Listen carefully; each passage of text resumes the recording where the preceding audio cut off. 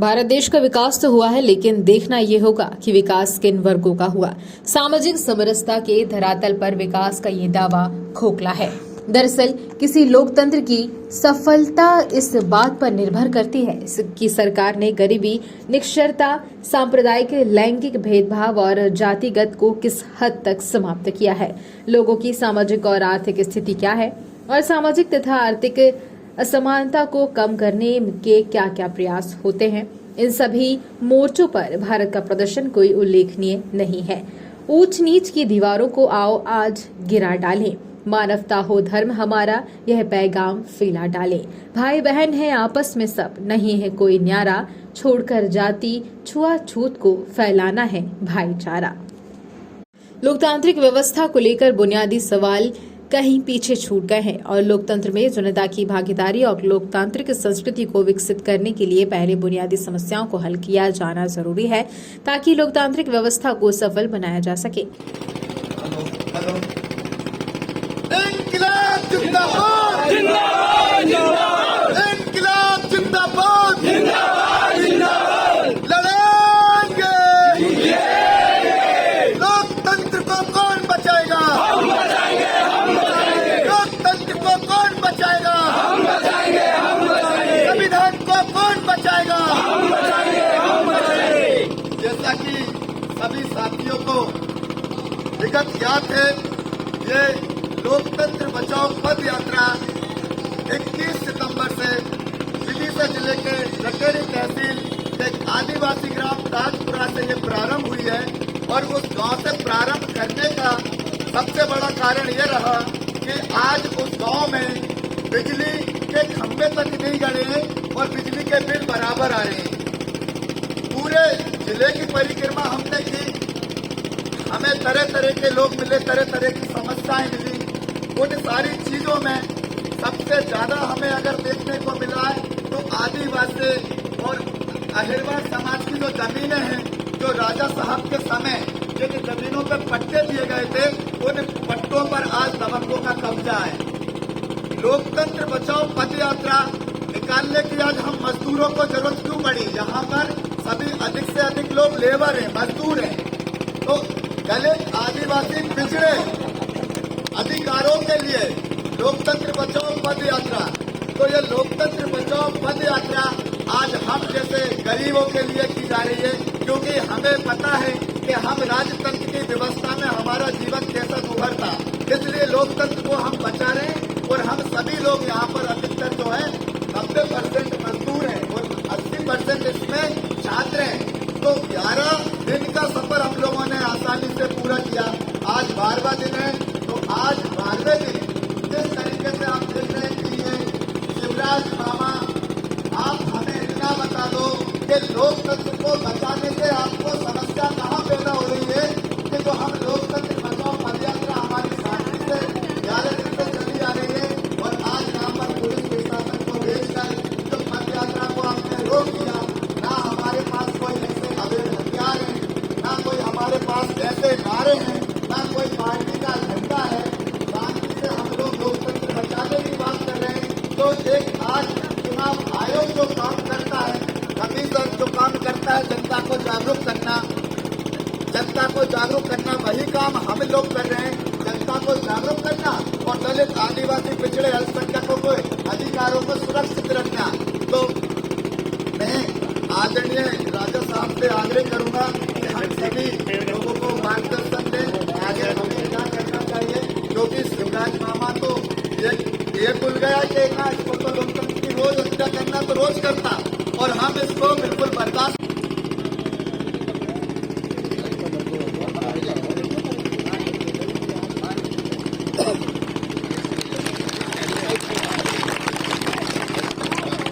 आज 2 अक्टूबर है। 2 अक्टूबर को कौन पैदा हुआ था बताइए? महात्मा गांधी।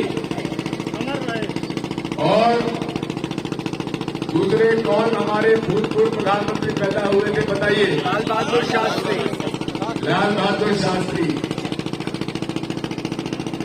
दोनों का आज जन्मदिन है और पूरे विश्व में आज 2 अक्टूबर को अहिंसा दिवस मनाया जा रहा है। महात्मा गांधी ने जीवन भर हिंसा के खिलाफ लड़ाई लड़ी। उनका दोष केवल ये था कि वो सभी को साथ लेकर चलते थे। हिंदू, मुस्लिम, सिख, ईसाई, अनुजाति, जनजाति सबको सम्मान की नजर से देखते हैं। सबसे पहले छुआछूत का खिलाफ अगर किसी ने आंदोलन किया तो पंडित सुंदरलाल शर्मा के साथ महात्मा गांधी ने 1920 में किया था, 1912 से। आज उनका जन्मदिन है, अहिंसा का दिवस और हमारा पुत्र समान आपका अपना लाडला सुनील कुमार आदिवासी एडवोकेट वो अगर 12 दिनों से पैदल चल रहा है, 400 किलोमीटर के पैदल चला है, कहीं किसी से झगड़ा तो उसने नहीं किया, कहीं अपशब्द तो नहीं बोले, शांति मार्च।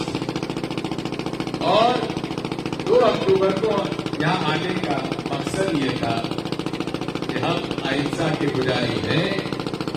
हम अनुसूचित जाति जनजाति के अधिकारों के साथ के लिए शांतिपूर्ण ढंग से बिना वैमनस्यता के, बिना लड़ाई के, बिना कोई झगड़े के हम हमारे जो गरीब अनुसूचित जनजाति जिनकी जमीनें छीन ली गई, पट्टे निरस्त कर दिए गए, जिनको दबंगों के पैरों के तले दबाया जा रहा है, दबंगों द्वारा आदिवासियों के ऊपर पेशाब किया जा रहा है, अनुसूचित जाति जनजाति के लोगों के शरीर पर मल लेपा जा रहा है। और ये भारतीय जनता पार्टी की सरकार और ये जो मामा कहता मैं तुम्हारा हूं, अरे तुम किसके हो तुम मालूम है? तुम केवल नगद की रुपये के हो, भ्रष्टाचार के हो, तुम किसी के जगह नहीं हो।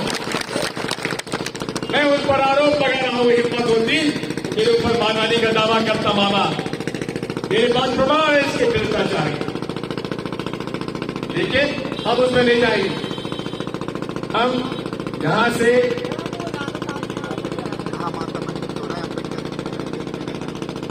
अम्बेडकर मैदान में हम यहां से शांतिपूर्ण ढंग से चलेंगे और मैं पूरे समय आपके साथ चलूंगा।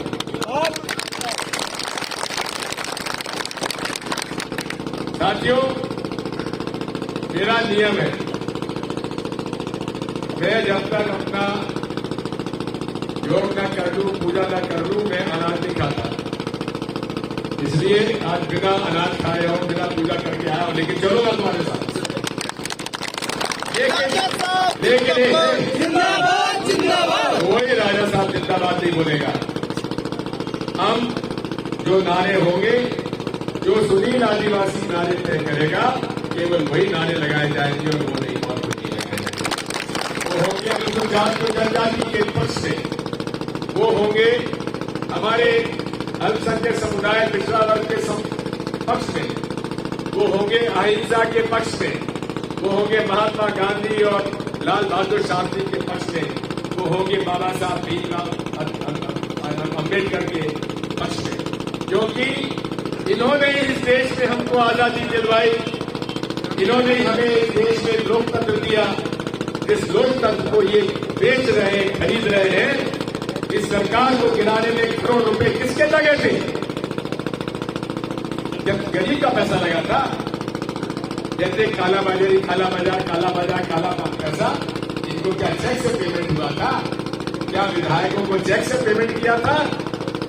नोट की गड्डियों से पेमेंट किया गया था।